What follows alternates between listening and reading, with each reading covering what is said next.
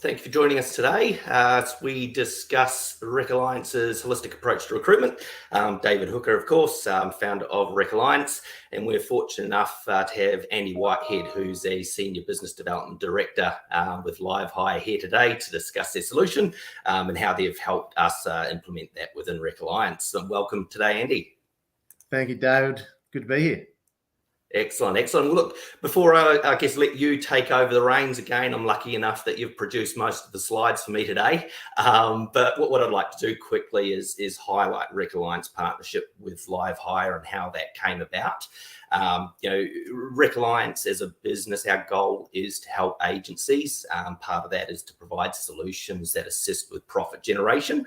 Obviously, making placements is essential to this. So as a business, we're looking for an ATS that provided better data to its users. And through investigation, that's where I found LiveHire. And of course, you and I started talking. I guess before we started today, you asked me about a couple of things that attracted me to LiveHire. Firstly, I guess it is used by the corporate world, the government world, many entities across the economy, and all of those candidates that apply for jobs within those entities effectively come into the LiveHire ecosystem, and then opt into what's called the live market, which is accessible by all of the users, and that was definitely something that attracted me to the LiveHire operation, and I felt, with RecAlliance being a business servicing agencies, this would be great for both startup agencies and established recruitments alike to have access to that type of database, basically. Mm-hmm. And then there was the second point, I guess going back to the candidates once again, there's only ever one candidate record on the ecosystem. So that data decay is minimized and candidates update their profile effectively each time they come into the system if there's data that needs to be updated, which means, data's up to date, which I thought was fantastic. Good to hear, David, and you've already hit the ground running, and it's good to see RecAlliance launch so successfully and growing as it is. I'm always happy when I hear that love of the live market and that love of federated candidate profiles, because it is a core differentiator of our platform. And we know, and my slides will talk to it, the difficulty of finding candidates in this market and engaging with them. So if we're helping you do that more efficiently, it's been really great, and we've certainly through my agency been able to pick up a great candidate or two out of the system that I wouldn't have come across through other methods, and we'll probably again talk to methods of recruitment and how that's differed over the years later. But in terms of the platform as well, integration wise, I've obviously spoken about the candidate aspect. The integrations within the system also worked for us. The key integrations, whether it be with the likes of Seek, LinkedIn, Fit to Work, background checking, reference checking, etc. There was certainly enough integrations there that really suited our needs, or the core needs, I believe, of what agencies are looking for from an integration perspective. Fantastic. Really good. Yeah. Awesome. Well, look, that's sort of how we came about meeting, how we ended up here today, and RecAlliance's use of LiveHire. You've been kind enough to create those slides for me. You've got some information that you want to share, so I'll turn that over to you, Andy. Thanks, David. Appreciate it. Before I do get started, as an organisation, we always like to do a bit of an acknowledgement of country. So if you'll let me do so. I'd like to acknowledge the traditional owners of the lands on which we're meeting today. For me, that's the Bunurong in the Millau, Phillip Island, that I'm coming to you from. And I acknowledge elders past and present. I'd also like to acknowledge the ongoing connection that Aboriginal people have to this land and recognise Aboriginal people as the original custodians of this land. I would also like to acknowledge any Aboriginal people that are present here with us today. Just to start to talk through, I guess, what we're seeing in the market and what's going on and why LiveHire kind of exists the way it does. And I pulled some recent data just yesterday so we could have something up to date to talk to. But what we're looking at on the screen here is the number of job applications that are happening across all of our clients that use the platform.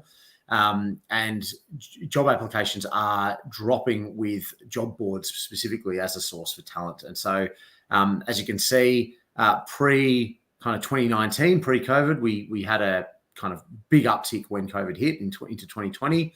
And that dropped off significantly to now being at a point where we're well below pre-2019 levels, and significantly less people applying for jobs, in particular from job boards as a source, so places like Seek, Indeed, LinkedIn, etc. David, I guess a question for you. Have you seen and felt that change in best sources of talent over the last kind of 3 to 5 years? Yeah, look, definitely. We've had to broaden our sourcing strategies. You obviously touched on job boards. I've been recruiting for 15 odd plus years now. And, you used to be able to rely on the job boards for, your fresh stream of new candidates. But look, we've had to turn our attention to new ways to capture candidates for sure. Mm-hmm. When you think about adapting sourcing efforts, where are you spending more time? Yeah. So look, we've diversified, as I sort of touched upon. Outside of our database and the job boards, we've gone on to try to nurture our candidate pool, and that can be through, an improved ATS platform that allows for SMSs or email outs from an automated perspective. But we've also engaged the likes of social media marketing and alike to try to be front of mind, whereby a candidate may be active, they might be passive, but we're just trying to ensure that our brand, our message is in front of our target market, as frequently as possible through as many different channels as possible as well. And, look, LiveHire, again, blowing your trumpet, of course, that's what we're here to do. You've got that SMS feature, which is great, which has certainly been helpful to us for sure. Yeah. And the data backs it up, which is why we've built it the way we have. So to your point around your own database, we call it the talent community, but it is your database. We know that 27% of the people that you invite from that, again, we're talking averages here across all of our clients, but they'll take that personalized invitation to be shortlisted for an open role. So 1 in 3 basically saying, yes, I'm interested and I'm available at this point in time, which is just, in terms of conversion rates, it really impressive. The SMS piece is really powerful. Our average response time across all of our clients, just 17 minutes. So that responsiveness and that availability and that ability to move people through a funnel really quickly is a really powerful tool. And then, of course, as you mentioned about the brand piece, you're more likely them to pick you over your competitors when they are familiar with the brand, when they're engaged, when they've been communicated with. And of course, the speed thing doesn't help, doesn't hurt, right? Like having that SMS to be able to get there before your competitors do, to represent those candidates with your clients is really powerful. Yeah, absolutely. So where does LiveHire fit? I guess as a platform, we've looked at a lot of data around where recruiters spend time. Now, this data is from Gartner, which looks at time spent of a recruiter on their daily data basis. The blue highlights are where LiveHire has focused our time and effort in terms of developing the platform. So we want to be much more efficient for you in terms of screening those candidates that do apply, much more efficient for you in terms of engaging with those candidates and building those relationships.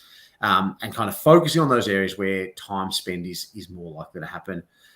Does this compare pretty well with where you spend your time, David? Yeah, absolutely. I'd say that's pretty accurate for my own time and also consultants within my agency. Look, that's sort of the money making, the revenue generating areas, isn't it? So yeah, no, it's spot on, I think. So as a platform, we're always looking for ways to further optimize. We are a SaaS provider, so we do releases every couple of weeks. The platform that you have today is not the platform you'll have tomorrow or into the future. When we do new releases, it's minor tweaks as opposed to big change management obligations that need to take place. But those minor tweaks are always around additional efficiencies in terms of where your recruiters are spending their time and effort and how to minimize the amount of effort that goes into every interaction, but maximize the engagement and relationship returns, both from a candidate perspective, but also if we can give you time back in terms of engaging candidates, you can spend more of that time with clients as well and building those relationships that are really powerful. Why do we do it this way? Well, we know that, to the point earlier, the talent community is by far the most efficient and effective source of talent. So, build that talent community, do that branding effort that you're doing, David. Have a place for people to engage with you outside of just the job application, because it's very rare that somebody's out in the market and just happens to be looking for the exact right job that you've got at the exact right time. But being able to build those relationships with candidates wherever they are at any point in time without any fear of rejection from them, to then be able to kind of flip the equation around and do what you do best, tap them on the shoulder, give them that, hey, we've got a job for you, really does improve conversion significantly.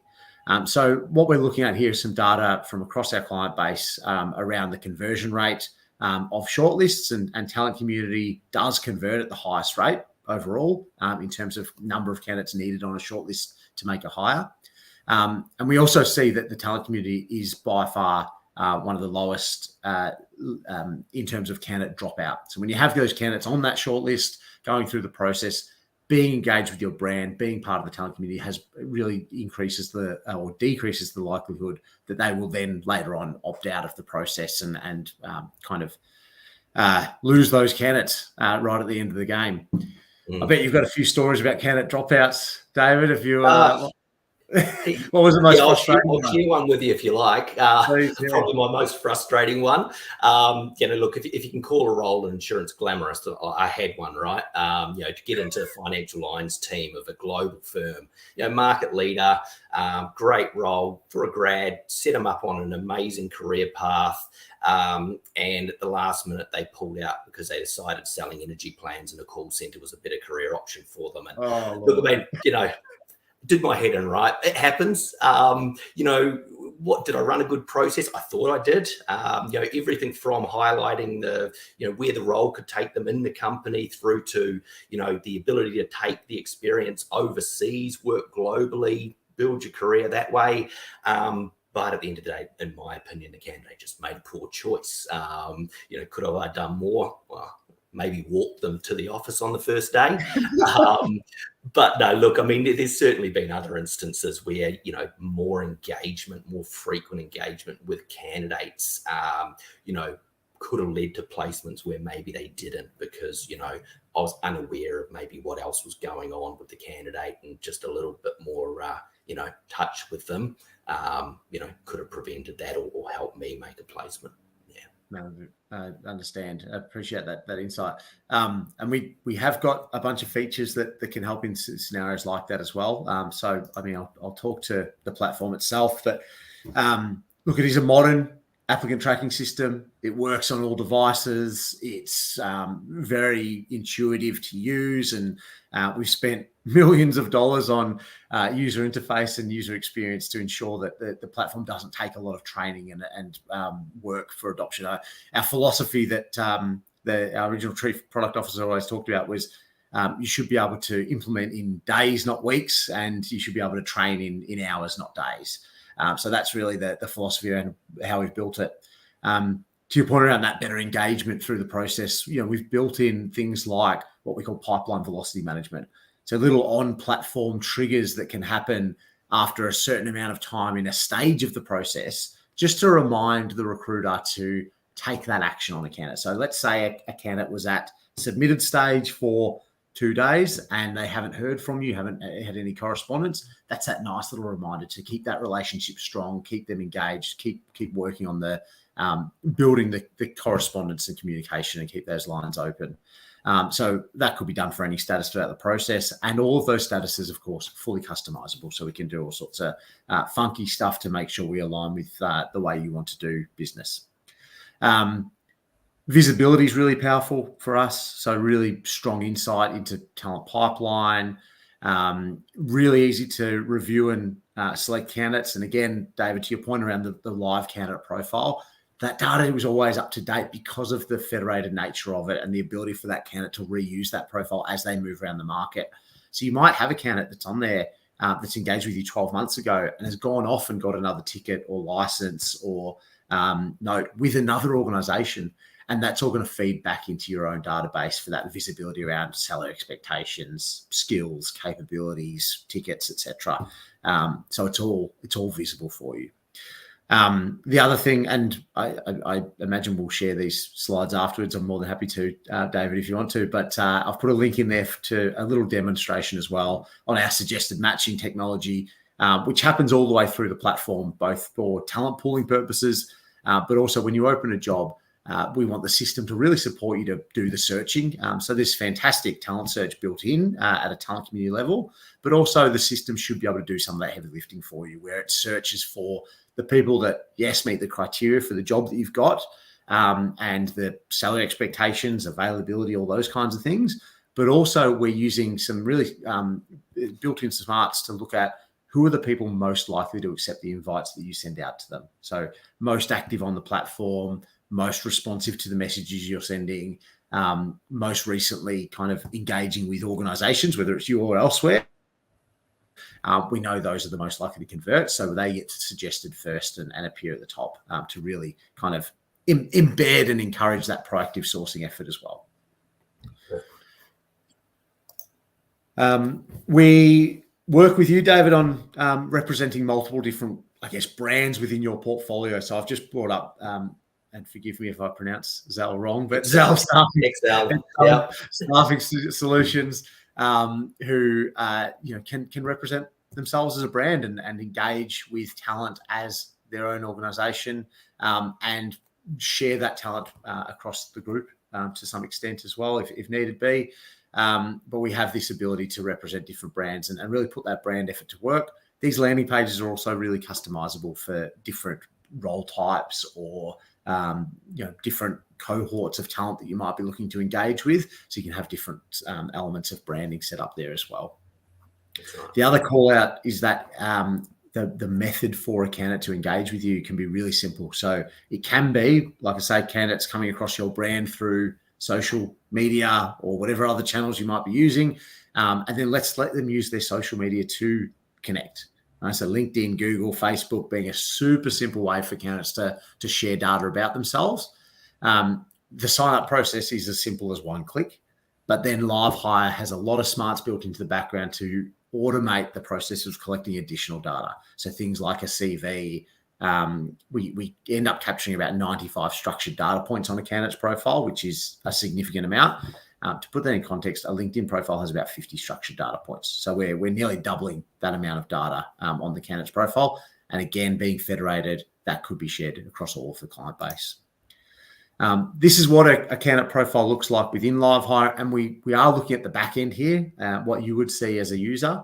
And so there's a couple of layers of data here. We've got obviously the candidate's profile data around the CV that they've uploaded, past job history, tickets, licenses, salary expectations, etc. But then we're also layering over company data. So which jobs did they apply for you with? Which notes have you added against their profile to keep track of these individuals, tags that you've put on to sort and segment, talent pools that you've added them to. All of that is your data that's kind of acting as another layer over the top of these candidates to help you organize and sort and segment. All the actions can be taken from here. So messaging, moving them through a process. We can take action on any part of the ATS from any part of the platform to really make your job quick and easy and efficient in terms of processing. SMS is kind of integral to everything we do. It can be done in bulk. It can be done one-on-one. It gets automatically personalized. There is a platform, which is kind of what we're looking at here, that works on all devices. But the truth is candidates aren't even going into the platform when you're engaging with them on a day-to-day, because they're getting that text message directly to their mobile phone via the SMS app. They can respond natively via SMS as well. It's all two-way. There's no add-ons to this. It's all built into the platform as native and feeds back into the platform directly as well. So again, there's a little link at the bottom there to go through and demonstrate that if anyone wants to do so later on. Talent pooling, I talked about the suggested matching, but we really visualize it. The other real benefit of talent pooling within LiveHire is that partnership that you can build with clients to talk about, okay, we know you've got these types of roles coming up in the next 12 months. Here's the type of people I've already got engaged with within my talent community that might be suitable. And that can be a really visual support for those conversations. So you can win additional business that way as well.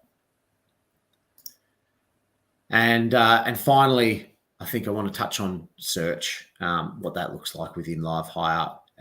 Unparalleled filterability. We've got Boolean search built in, the ability to do and or not searches, so you can opt out people.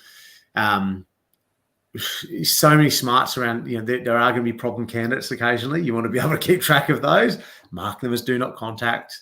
Those people will still have a great experience when dealing with you because they might apply for a job. Let's still send them a text message to say thank you for that application, which happens automatically.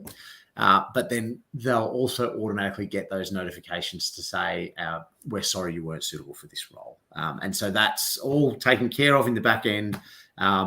We only ever break up with people via email, not text. So, they get the sorry via email, but everything else done via text message. A lot of it is automated and just really ensures that relationship is always maintained and kept strong with all of your candidates at every point in time. So what does it look like across our client base? We've got the average time that candidate is known to a company, 122 days before they're hired. So that really speaks to the ability of building a talent community because, like I said, that perfect job for that perfect person isn't always there, but we're able to ensure that relationship is maintained and built and kept strong all the way through those 122 days before we ultimately hire those people. The time to hire, I should say, is really low. Average is just 20 days across all of our clients. We're talking corporates as well. So significantly faster than that, but it's good to know that you can build and maintain those relationships ahead of that. Like I said, 1 in 3 candidates within your talent cloud will accept a submittal invitation for future roles. So if you tap someone on the shoulder, they're very likely to accept that invitation. 17 minutes, the average acceptance time through SMS. So really high converting in terms of how well that works. It's just a smart way to do business, really, is the talent community. So the more we can encourage using it, the better. But of course, we'll still integrate and connect with all the places that you need to source from. Yeah, absolutely. No, look, it's a fantastic product. We've enjoyed using it and got benefit out of it as well. And thank you, obviously, for going into that detail there. I guess, for our viewers, those who may be interested in learning more, there's probably 2 ways you can go about it. You can get in touch with myself. RecAlliance has what is a parent account, and agencies can join that account. There are benefits there probably from a cost savings perspective and definitely a data sharing perspective. For example, one of our packages is 6,000 plus GST per annum, and that comes with 10 licenses. So if you use all 10 licenses, you're working out at about $50 per user per month, which I think is pretty exceptional for such a dynamic platform. Or alternatively, if I guess joining the RecAlliance ecosystem isn't for yourself or your agency, Andy, of course, could talk to you about a dedicated platform for your own business, while still, of course, getting all the benefits there that Andy's highlighted today. Yeah, and of course, one of the biggest one, that live market, David, that you spoke around. It's an unparalleled extra source of talent that you got to be part of the ecosystem to tap into. That's exactly right. And that's what I want to create with RecAlliance. A lot of us agencies, we're very predictive of our data, and for good reason. But at the same time, if you can have your data being updated for you, in a holistic manner by other agencies and corporates who are already on the platform, I think it's a great idea. At the end of the day, it's still up to the individual agency to be engaging with these candidates and putting forward for jobs and the like. So, different people have different views on, what they're willing or able to do with data, but I'm certainly in the mindset that it's beneficial and will increase profit, not decrease it. So it's a great platform. Anything else to add today, Andy, or we'll wind it up? I think that's it, David. Look, being part of the ecosystem doesn't mean that every candidate you put in there is automatically available to all. It is still private connections. Put the power in the hands of the candidates. If they're looking for jobs anyway, they're going to do so and go out and find other jobs. We just want to give the candidates a little bit of power around owning their own data and, to your point, getting the benefit of sharing that data across an ecosystem so it's always live. No, I think you nailed on the head in terms of being that open approach will only increase revenue, and it is really about building those relationships and maintaining them. Perfect. Excellent. Well, thank you for joining us. Thank you, Andy. We'll end the stream there. Thanks. Thank you.